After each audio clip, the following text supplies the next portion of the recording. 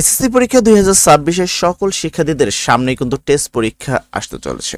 এই টেস্ট পরীক্ষার মানবিক বিভাগের ইতিহাস ও বিশ্ব সভ্যতা যে সাবজেক্ট রয়েছে সেই সাবজেক্টের ফাইনাল সাজেশন ক্লাসে তোমাদের সবাইকে স্বাগতম।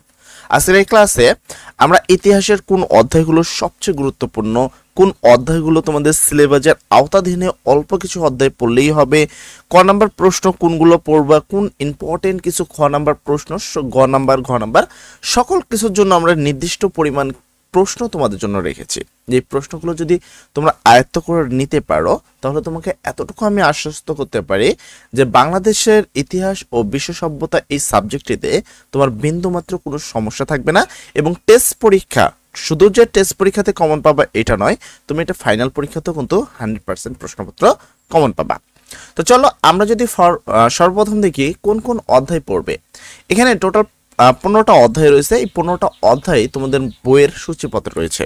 তবে এখানে যে লাল দাগে যেগুলো মানে এলো দাগে অর্থাৎ হলুদ দাগে যেগুলো দেখতে পাচ্ছ এইগুলো কিন্তু তোমাদের সিলেবাসে রয়েছে, আর বাকি যে অধ্যায়গুলো রয়েছে এগুলো আউট অফ সিলেবাস। এখন এই অধ্যায়গুলোর মধ্যে আমি বেশ কয়েকটা অধ্যায়, মাত্র 4টা অধ্যায় তোমাকে সিলেক্ট করে দিব। এই 4টা অধ্যায় যদি তুমি পড়ে নাও, মাত্র 4টা অধ্যায় যদি তুমি পড়ে নাও তাহলে তোমাকে আমি 100% গ্যারান্টি দিচ্ছি যে এখান থেকেই তুমি পুরো সৃজনশীল প্রশ্ন লিখতে পারবা। আবার 3, 4, 12 থেকে 15টা নৈবেদিক প্রশ্ন তুমি এখান থেকেই পাবা। ঠিক আছে। আবার এছাড়াও আমরা টপ 250 এমসিকিউ আনবো এটার উপরে, সে 250 খান এমসিকিউ করে নিলে তুমি পুরোটাই কমন পাবা ইনশাল্লাহ। আচ্ছা, টপ হিসাবে সর্বপ্রথম আমি তোমাকে যে অধ্যায়টি দেখ দেবো সেটা হলো দ্বিতীয় অধ্যায়, যার নাম হলো বিশ্ব সভ্যতা। যেমন হলো মিশর, তোমার সিন্ধু, তারপর হলো রোমান। তো এদের যে সভ্যতাগুলো রয়েছে সেই সভ্যতাগুলো এখানে দেখতে পাচ্ছ আমরা স্টার দিয়ে রাখছি। 100% গুরুত্বপূর্ণ এটা। ঠিক আছে, এটা খুবই গুরুত্বপূর্ণ। এই অধ্যায়টি তোমাকে রাখতেই হবে, অর্থাৎ দ্বিতীয় নম্বর অধ্যায় প্রথম।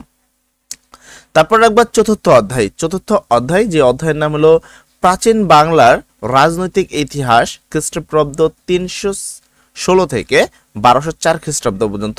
খুবই গুরুত্বপূর্ণ একটি অধ্যায়। এই অধ্যায়টিও পড়বা 100% গ্যারান্টি, এখান থেকে প্রশ্নপত্র 100% আসবে।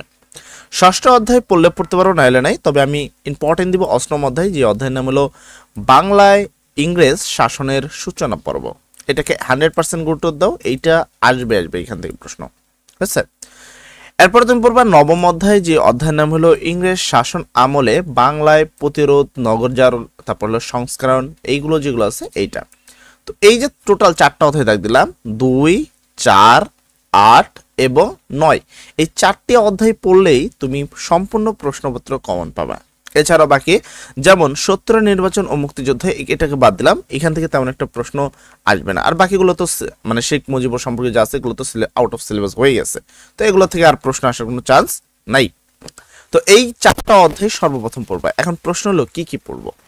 সর্বপ্রথম যদি আসি অধ্যায় দ্বিতীয় অধ্যায়ের জ্ঞানমূলক প্রশ্ন, অর্থাৎ ক নাম্বার যে প্রশ্নগুলো আসে, সেক্ষেত্রে আমরা 12টা প্রশ্ন রাখছি তোমাদের জন্য। এই 12টা প্রশ্ন যদি তুমি পড়ে নাও তাহলে এই দ্বিতীয় অধ্যায়ে তোমাকে আর কোনো ক নাম্বার প্রশ্ন পড়তে হবে না। দেখো তো এর মধ্যে কতগুলো তুমি পারো, আর যেগুলো পারো না সেগুলো অবশ্যই পড়বে। প্রথম, পুরোপলীয় যুগ কাকে বলে? দ্বিতীয়, নবপলীয় যুগ কি? ঠিক আছে। তারপর তোমার নোম কাকে বলে? মিশর নীলনদের দান কে বলেছেন? কার নেতৃত্বে মিশর সভ্যতা গড়ে উঠেছে? স্ফিংক্স কি? হায়ারোগ্লিফিক কি? সিন্ধু সভ্যতার সমাজ ব্যবস্থা কিরূপ ছিল? 9 নম্বর প্রশ্ন, হেলেনিক তোমার সংস্কৃতি কি? পৃথিবীর মানচিত্র প্রথম কারা অঙ্কন করে? 11 নম্বর প্রশ্ন, কোন নদীর তীরে মিশরীয় সভ্যতা গড়ে উঠেছে? 12 নম্বর প্রশ্ন, রোম নগরের প্রতিষ্ঠাতা কে? এই যে 12টা প্রশ্ন দিয়েছে, এই 12টা প্রশ্ন যদি পড়তে পারো এইখান থেকে তুমি 100% প্রশ্নপত্র কমন পেয়ে যাবা। এছাড়াও তুমি গুরুত্ব দিতে পারো, আমি জাস্ট আপাতত কিছু দেখাচ্ছি। এটা প্রথমটা খুবই গুরুত্বপূর্ণ, এইটাকে পড়বা। দেন কার নেতৃত্বে, এইটা তোমার ইম্পর্টেন্ট। হায়ারোগ্লিফিক্সটা ইম্পর্টেন্ট। ঠিক আছে। তারপর হলো এখানে এটা ইম্পর্টেন্ট। এদিক দিয়ে যদি যাও এটা হলো তোমার এটা ইম্পর্টেন্ট। আচ্ছা, মোটামুটি এই কটা বেশি ইম্পর্টেন্ট, বাট বাকিগুলো কিন্তু কম না। আচ্ছা, তারপরে এসে খ নম্বর প্রশ্ন এবং সংক্ষিপ্ত প্রশ্ন। কিছু প্রশ্ন ক্ষয়ের জন্য, কিছু প্রশ্ন সংক্ষিপ্তের জন্য দেওয়া হয়েছে। প্রথম প্রশ্ন, মিশরকে নীলন্দের দান বলা হয় কেন? মিশরকে নীলন্দের দান বলা হয় কেন? 2 নম্বর প্রশ্ন, হায়ারোগ্লিফিক বলতে কি বোঝায়? হায়ারোগ্লিফিক বলতে কি বোঝায়? 3 নম্বর প্রশ্ন, মিশরীয়রা মৃতদেহকে মমি করে রাখতো কেন? মিশরীয়রা মৃতদেহকে মমি করে রাখতো কেন? 4 নম্বর প্রশ্ন, মিশরীয়রা পিরামিড তৈরি করেছিল কেন? 5 নম্বর প্রশ্ন, সিন্ধু সভ্যতাকে নগর সভ্যতা বলা হয় কেন? 6 নম্বর প্রশ্ন, নবপলীয় যুগ কাকে বলে? নবপলীয় যুগ কাকে বলে? এই 6টা প্রশ্ন যদি তুমি পড়ে নাও, এই 6টা প্রশ্ন থেকে 100% গ্যারান্টি দিচ্ছে যে এখান থেকে তোমরা খ নাম্বার এবং সংক্ষিপ্ত প্রশ্ন তুমি কমন পেয়ে যাবা। তারপর এসে তোমাদের পরবর্তী অধ্যায়, সেটা হলো 4র্থ অধ্যায়, যার নাম হলো জ্ঞানমূলক প্রশ্ন। তো 4র্থ অধ্যায়ের যে জ্ঞানমূলক প্রশ্নগুলো আছে সেগুলো এখানে 10টা প্রশ্ন রাখা হয়েছে। প্রথম, কার রাজত্বকালে উত্তর বাংলার মৌর্য শাসন হয়? 2, প্রাচীন বাংলার প্রথম সার্বভৌম নরপতি কে? ভুক্তি কি? মহাসামন্ত কাকে বলে? তারপর পাল বংশ কত বছর রাজত্ব করেন? সাল সহ উল্লেখ করতে হবে। তারপরে পাল রাজাদের মধ্যে সর্বশ্রেষ্ঠ কে? 7 নম্বর প্রশ্ন, ধর্মপাল কত বছর কি রাজ্যত্ব, এখানে রাজত্ব হবে, বানানটা তুমি বলেছে, ধর্মপাল কত বছর রাজত্ব করে? দানসাগর ও উদ্ভুত সাগর কে রচনা করেন? সেন বংশের প্রতিষ্ঠাতা কে? 10 নম্বর প্রশ্ন, 13 শতকের শুরুর দিকে কোন মুসলিম সেনাপতি নদিয়া আক্রমণ করে? তো এখানে যে প্রশ্নগুলো দেখতে পাচ্ছ, এই প্রশ্নগুলো সবচেয়ে বেশি গুরুত্বপূর্ণ তোমাদের জন্য। আর তার মধ্যে যদি বলো যে ভাইয়া আরো কিছু গুরুত্বপূর্ণ দাগিয়ে দেন, সেক্ষেত্রে তুমি পড়বা হলো প্রথমে 1 নম্বরটা পড়বা, 1 নম্বরটা বেশি গুরুত্বপূর্ণ। ভুক্তি কাকে বলে? ইম্পর্টেন্ট। তারপরে এদিকে 5 নম্বরটা ইম্পর্টেন্ট, সাল সহ ই করা। এদিকে এটা ইম্পর্টেন্ট, এদিকে এটা ইম্পর্টেন্ট। এই কটাকে একটু বেশি পরিমাণ গুরুত্ব দিবা, ঠিক আছে? আচ্ছা, এরপরটা আসি আমরা খ নম্বর প্রশ্ন অথবা সংক্ষিপ্ত প্রশ্ন। খ অথবা সংক্ষিপ্ত। খ নম্বর অথবা সংক্ষিপ্ত হিসেবে তুমি কি কি পড়বা? প্রথম, শশাঙ্ককে কেন গৌড় রাজ্যের প্রতিষ্ঠাতা বলা হয়? ব্যাখ্যা করো। মৎস্যায়ন বলতে কি বোঝায়? মৎস্যায়ন এর অবসান ঘটে কিভাবে? ত্রিশক্তি সংঘর্ষ বলতে কি বোঝায়? 5, সেনদের ব্রক্ষত্রিয় বলা হয় কেন? কলিন্য প্রথা কি? এই 6টা প্রশ্ন খুবই গুরুত্ব সহকারে পড়বা। এই 6টা প্রশ্ন তোমাদের জন্য খুবই খুবই ইম্পর্টেন্ট।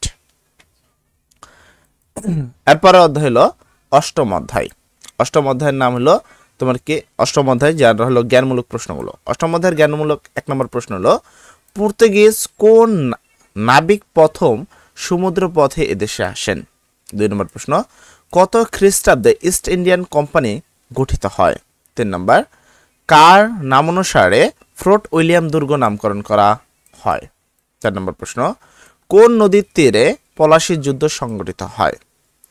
তারপরে বাস্কের যুদ্ধ সংঘটিত হয় কত সালে? চিরস্থায়ী বন্দোবস্ত কত খ্রিস্টাব্দে প্রবর্তন করা হয়? এই 6টা প্রশ্ন পড়বা 8 নম্বর অধ্যায় থেকে। এরপর আসি খ নাম্বার বা সংক্ষিপ্ত প্রশ্ন। খ নাম্বার বা সংক্ষিপ্ত প্রশ্নে 4টা মাস্ট বি ইম্পর্টেন্ট প্রশ্ন রাখা হয়েছে। প্রথম প্রশ্ন, ওলন্দাজরা ভারত ত্যাগ করতে বাধ্য হয় কেন? 2, দত্ত শাসন বলতে কি বোঝায়? 3, ওয়ারেন হেস্টিংস কোন দত্ত শাসনের অবসান ঘটান? বাণিজ্য করতে এসেও পর্তুগিজরা কেন এদেশ ত্যাগ করতে বাধ্য হন? এর পরবর্তী অধ্যায় হলো 9ম অধ্যায়, যে অধ্যায় এর মধ্যে জ্ঞানমূলক প্রশ্ন হিসেবে রাখছে 9টা প্রশ্ন। প্রথম প্রশ্ন, ফকির সন্ন্যাসীদের আন্দোলন কাকে বলে? 2, ফকির আন্দোলনের নেতা কে ছিলেন? তারপর ফরাজি আন্দোলন নেতা কে ছিলেন? দুদু মিয়ার পুরো নাম কি? নীল চাষিরা কত খ্রিস্টাব্দে বিদ্রোহে ফুটে পড়ে? বা ফেটে পড়ে। ভারতবর্ষের প্রথম আধুনিক পুরুষ কে? বিধবা আইন পাশ হয় কবে, কার প্রচেষ্টায়? বাংলা সাহিত্যের গদ্যের জনক কে? অবরোধ বাসিনী কে রচনা করেন? এই যে প্রশ্নগুলো রয়েছে, এই প্রশ্নগুলো গুরুত্ব সহকারে পড়তে হবে। এরপর খ প্রশ্ন বা সংক্ষিপ্ত প্রশ্ন। তো বলা হয়েছে নীল বিদ্রোহ কেন হয়েছিল? তারপর ফরজি আন্দোলন বলতে কি বোঝায়? রাজা রামমোহন রায়কে আধুনিক ভারতের রূপকার বলা হয় কেন? বিদ্যাসাগরকে বাংলা গদ্যের সাহিত্যের জনক বলা হয় কেন? কেন মোহাম্মদ মহসিনকে দানবীর বলা হয়? তো এর পরবর্তী অধ্যায় যদি আসি, দশম অধ্যায় তোমাদের সিলেবাসে নাই, অর্থাৎ তোমাদের সিলেবাসে 9টা অধ্যায় রয়েছে। 13 নম্বরের অধ্যায়কে তেমন একটা গুরুত্ব এখানে দেওয়া হয়নি, যেহেতু সূত্র নির্বাচন, এখানে শেখ মুজিবুর সম্পর্কে কিছু ভূমিকা রয়েছে, তাই এই জায়গা থেকে প্রশ্নটা তুলনামূলক কম আসবে। আমি এখানে 2, তারপর হলো 4, এদিকে 8, এদিকে 9, এই 4টা অধ্যায়কে আমি সবচেয়ে বেশি গুরুত্ব দিয়েছি। এবং এই 4টা অধ্যায় যদি তুমি পড়ে নিতে পারো, এই 4টা অধ্যায়ের যে প্রশ্নগুলো তোমাকে দিয়েছি সেগুলো যদি তুমি আয়ত্ত করে নিতে পারো, তোমাকে এতটুকু আমি আশ্বস্ত করতে পারি যে তোমরা অন্যদের তুলনায় আগিয়ে থাকবে, সবার থেকে আগিয়ে থাকবে ইনশাল্লাহ। ঠিক আছে? তো এই যে প্রশ্নগুলো একটু ভালো করে কষ্ট করে পড়ে নেবা, ঠিক আছে? আচ্ছা, সর্বোপরি কথা, টেস্ট পরীক্ষার প্রশ্ন কিন্তু তুলনামূলক কঠিন হবে, আশা করি তোমরা সবাই জানো। পাশাপাশি শিক্ষকরা কিন্তু তোমাকে এখানে মার্ক কম দেবে, তাই অবশ্যই ভুলভাল লেখার চেষ্টা করো না, সঠিক লেখো, যেন শিক্ষক তোমাকে মার্ক দিয়ে মিনিমাম পাস মার্কটা তোমাকে দিয়ে দেয়। কেননা নির্বাচনে ফেল করলেই শিক্ষকদের কিন্তু লাভ হয়। ঠিক আছে? এই জিনিসটা তোমার মাথায় রাখতে হবে। প্রশ্ন কিন্তু তুলনামূলক কঠিন হয়ে থাকে। যাই হোক, সব ভালো থাকো, সবার জন্য দোয়া করি, সবার পরীক্ষার জন্য অনেক সুন্দর হয়। আসসালামু আলাইকুম।